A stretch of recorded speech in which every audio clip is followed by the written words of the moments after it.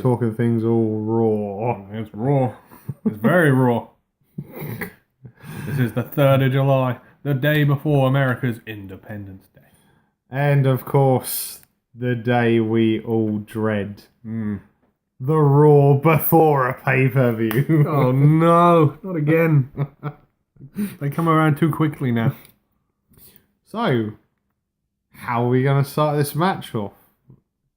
Well, the show actually. The show would be good actually. An epic collision between Joe and Lesnar. No. We started off with Enzo Amore. Yeah. Kind of big promo. A big promo about how betrayed he feels. Big Cass has turned his back on Enzo Amore and the WWE Universe. Twice. Yeah. It was his brother, man. How could he do it to him? His own brother. Yeah. He said no matter what happens, he's going to be there fighting. And Big Cass, he's just a 7-foot catchphrase that he created. That's harsh, man. Yeah. Yeah, and then we had a random bit backstage with Cass saying, yeah, Enzo can keep on talking. And then Enzo jumped him. Yeah, that's clever. But it's alright, security come along, broke it all up. And then we moved on to the actual show. Yeah. And we had some women's tag team action. We had the number 1 contender for the women's championship, Sasha Banks, tagging with Bayley. And they were facing against Nia Jax and Alexa Bliss. Yes, and somewhere along in this match, I know Bayley got taken out. Yeah, by Nia Jax. She was by the barrier and Nia decided to ram her into the barricade. Ooh. She got carried away by the referees, not paramedics. The referees. Oh, good to see the referees are doing something. Yeah, so of course this left Sasha in a bit of a handicap situation. Yes. It seemed like the numbers advantage would pay off, but it didn't. No. At some point or another, Sasha started getting some momentum, and then she kicked Nia Jax in a bad knee. She fell to the floor, and then Sasha put a weird sort of crossface in on Alexa Bliss, and she tapped. I quit. So Sasha and Bayley picking up the victory. Well, Technically, it's sort of. Bayley. I'm sure she's backstage going, yeah, we won. Yeah. And we got some cruiserweight action. Oh, yeah, yes. And it's a match we haven't seen for a little while, but it's been We bloody have. They've done this about 3 times in the last month. I was trying to give the viewers a false sense of hope. You can't do it, man. Not with these two. Of course, we're talking about Cedric Alexander and Noam Dar. The plastic Scotsman. And he had Alicia Fox with him. And for some unknown reason, she's wearing a neck brace. She is still in a neck brace. Yeah. And it didn't take long for Cedric Alexander to take control in this match. No. And in the end, he ended up picking up the victory with a lumbar. Oh, right. Again. And hopefully this will be the end of this, but We can but hope. But they will drag it out, probably. Yep. And now it's time for Miz TV. Ugh. After the shambles that was last week. Yeah, jeez. Yeah, we don't want to talk about the Ball family being his guest last week. Terrible. Yeah, and he had his... Oh, what do they bloody call him? The Miztourage. The Miztourage with him. And then, of course, in predictable fashion, Dean Ambrose then made an appearance. Yep, very good. And then Heath Slater and Rhino backed him up. And we got a little kick out of Rhino's t-shirt this week. Pretty funny. Yeah, Rhino's wearing a t-shirt saying, "I'm with Heath." Yeah. Right, he's got kids, he needs this job. Yeah.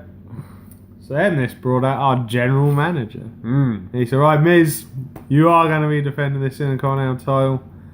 And then Miz was like, "Yeah, that's fine, whatever. Just tell me whoever I'm fighting." And he was like, "You're fighting both Heath Slater and Dean Ambrose. Oh no. You're fighting Heath Slater now, and then Dean Ambrose at Great Balls of Fire." Oh dear. That's just terrible. So, Miz was wrestling in a suit. Yeah. Didn't take long for him to lose his t-shirt, and then along the way as well, he ripped the crotch in his trousers as well. And it continued ripping throughout the match. Yes, lovely grey boxer shorts on show. Oh, that was terrible. So, yeah. Full credit to Heath, he put on a fairly decent match for himself. It was a fairly decent match. But this was one of those where you knew where it was going to go. There were too many people at ringside. It was predictable. Yeah. Lots of distractions, and the Miz ended up capitalising on it and hitting the skull-crushing finale on Heath. But this brought Dean out from the commentary table, and he stormed to the ring. But it didn't go well for him. No, the Miz ran away, but then the numbers game came into effect, and he started getting a beat down from Boo Dallas and Curtis Axel. Yes, and he'll probably be in trouble for some of the things he said on commentary. Yeah, I remember you mentioning he slagged off the pay-per-view we've got coming up on Sunday. Yes, live, on air. Who came up with this ridiculous name? He was like, yeah, great name for a pay-per-view. Who came up with that? Oh dear. I mean, it's okay for us to slag it off, but Dean, you're a company employee. You kind of got to toe the line. Yeah, you would think so. But whatever. So, and then next we had a segment with Goldust. It's the premiere of his new movie, The Shattered Truth. Yeah. It was just basically video footage of last week. Pretty much. And he had it on the Titantron, and then when the lights come back on, R-Truth was standing behind him eating some popcorn, having a laugh. Goldust knew he was there, turned around, and then some punches come swinging in from R-Truth, and then Goldust fled the scene. Now, I'm calling it now. This match is going to be on the pre-show. More than likely. More than likely. So, yes. And it will probably be crap. Oh, and speaking of... Oh dear. Wasted potential. Yeah. We've got Seth Rollins in action next. The Kingslayer, the Architect. Yeah, he came down to the ring, and you said that, you saw someone in the ring, which meant it was going to be a local competitor. But it wasn't. No, it was poor Kurt Hawkins. And he was saying about how everyone's against him, nobody wants him to win. And he even said to the crowd, "Hey, cheer if you think I'm going to lose this match." And everyone cheered. They did. And it didn't last very long at all. No, in predictable fashion, I think... Was there even more than one move, or was it just the finisher and that's it? It didn't go on for very long. No. Less than a minute. Yeah. Seth beat him with his knee to the face finisher. That was the end of that one. But was it? Well, it was for Kurt Hawkins. Well, yeah, he quickly rolled out the ring. Yeah, and then we then had our attention brought to the Titantron, and it was none other than Seth's opponent for this Sunday, Leader of Worlds, Bray Wyatt, In the desert. in the Amazon rainforest. Oh, dear. Arizona, sorry. Desert, yeah. And he was just basically saying what he plans on doing to Seth on Sunday. Yep, it was a good promo from him. I'm still waiting for like a classic line like he used to do. Yeah. Oh, and now we move on to what everyone wanted to see. Samoa Joe and Brock. A face-to-face interview in separate rooms. Yeah, this went on for so long, but then Joe just got fed up, left the room and said, "Where are you, Brock? I want you now." It was good to see Brock talk for a change. Yeah, Heyman really didn't say anything at all, which was very surprising for once. Because they've kind of built it to the point where it's where when Brock talks, you know trouble's brewing. Yeah. I know, Joe went storming out of his room. He was like, "I'm coming, Lesnar!" Yeah. And then he got so far in the arena, and then he was met by security and Kurt. And Jamie Noble. Well, what good he's going to do. So, yeah. And surprisingly, Brock was in the building. Yeah. I think that makes it 3 weeks in a row. Yeah. Yeah. So then Joe opened the door where Brock was. Said, "Come on, let's get on with this then." And then security then restrained Joe and started dragging him away. And Brock, in typical cocky fashion, was just there walking towards him. "Come on then, let's have it. Come on, come at me, Joe." Ooh, what's going to happen this Sunday? Ain't gonna be pretty, I know that much. Who's going to get kicked in their great balls of fire? Oh, God. I'm surprised no one has used that. Yeah, line yet. and Brock has said as well, he's going to introduce Samoa Joe to Suplex City. Bitch. Oh, he did it again. So, then next, more Cruiserweight action. Evil Neville in action. Yeah. And he was face off against Mustafa Ali. From Chicago, Illinois, Mustafa Ali. Wait, hold on. That don't sound right. The king of the cruiserweight. Oi, oi! So yeah, it was a fairly entertaining match for what it was. I enjoyed this one. Mustafa Ali was getting in a lot of high flying moves, and Neville with his usual aggressive attitude towards matches. I am disappointed that Drew Gulak didn't come out with his megaphone. But they're probably saving that for tomorrow night. Yeah, so give him his dues. Mustafa Ali gave it a real go in this match, but unfortunately it wasn't enough. No, as soon as Neville locked in that Rings of Saturn. Yeah, it was very quick before he was tapping and had this evil, menacing glare in his eyes. I need to get a picture of that. Yeah, and then after a while he let go of it and he demanded the referee raised his hand as the victor. Yep. And strangely enough, there was no Akira Tozawa either. No, considering they're facing off against one another, they've had no real interaction at all. And again, this is going to probably all take place tomorrow. Yeah. And strangely enough, there was no Titus O'Neil, who was supposed to be recruiting Tozawa to the brand. This is true. But it is what it is, what it is. So then moving on in our next match. This was set up in a segment earlier on in the night. Oh, yeah. The Bar were in Kurt Angle's office and Cesaro said, Strowman's going around saying he wants competition. I want competition tonight. Says, oh yeah, that's great. You know, Strowman wants an opponent. Oh, hang on. No. I want Finn Balor after last week. I want to get some revenge. So Kurt was like, yeah, fine. Do it. Let's do it. Gave him his match.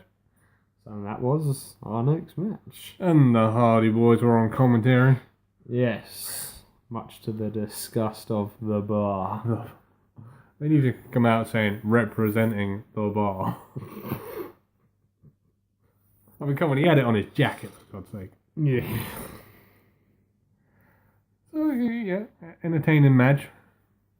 As you would come to expect from these two. Couple of good workers here, a few stiff shots. Yes, but ultimately, the numbers game came into play. Yeah, it all started breaking down near the end. Yeah, because we had a special appearance from the Drifter. Drifting from place to place. Yeah, and Sheamus decided to get involved, and SM got the Hardys involved in the action. So it all kicked off. Finn Balor took everyone out. Yeah. Which was nice of him. Yes. So the Hardys came down to help him. So what did he do? He took them out. Yeah, and then something happened to Cesaro. Finn then rolled him back into the ring. And he went to the top rope and hit the coup de grace. I really don't like that move. And that was the end of it for Cesaro. Yep. Not a good night for the bar. And on to the main event. Yeah. Which all throughout the night was promised Braun Strowman would roar. Braun! But who would answer that challenge? Oh, there's a few names tossed around. But ultimately, the challenge come from Titus Worldwide. It was none other than Apollo Crews. Yeah, that's a good decision. And it was a very big mistake on Apollo's. Mistake. He got his ass handed to him. Yeah. I mean, there was at one point he went to do a moonsault and Braun drop kicked him mid moonsault. Yeah. And kicked him halfway across the ring. Yeah. And then Braun hit one running power slam on him, lifted his head up during the count, hit him again with it, and he then pinned him. And then Titus, infuriated, got involved. He quickly got his ass handed to him. Yeah, no shot and there. he got hit with a running power slam. And then Braun then took Apollo into the crowd, took him by the ambulance and chucked him into the back of the ambulance and locked the door. But the ambulance wasn't driving off. He hit it and told him to drive off, but it wouldn't drive off. No. Which could only mean one thing. Roman Reigns, even though Kurt said he wasn't there at the show. Yeah, 9 times out of 10 when they say someone isn't at the show, they're at the show. Yeah, so predictably, I called it. You did. Roman was the driver of the ambulance. It quickly got physical. It was sort of fairly even. The two of them getting the hits in. And of course, typically Roman has his Superman moment. Yes, he hit a Superman punch. And, well, surprisingly, he speared him off the stage. Yeah. Through a couple of conveniently placed tables. Yeah. Although, by the time Raw went off air, both of them were standing up. So, who will get the upper hand at Great Balls of Fire? God damn it. And more importantly, who's going to be leaving in the ambulance? Come on, Braun. Yeah, come on, Braun. Oh, I'm cheering for Braun. Bad, but I'm actually really starting to like him. Just for this whole Roman rather than I'm not done with you yet. That needs to be on a t-shirt. So that was Raw. Yeah. So for a pleasant change, not too bad of a show No, before a pay-per-view. it did well. That's 2 in a row. Can they make it 3 in a couple of weeks when Battleground comes around? Yeah, more on that later. We will see. So, from your hosts, the Master of the Brain Damage, Martin, and the one and only Sam H, we will see you on the next one. Peace out.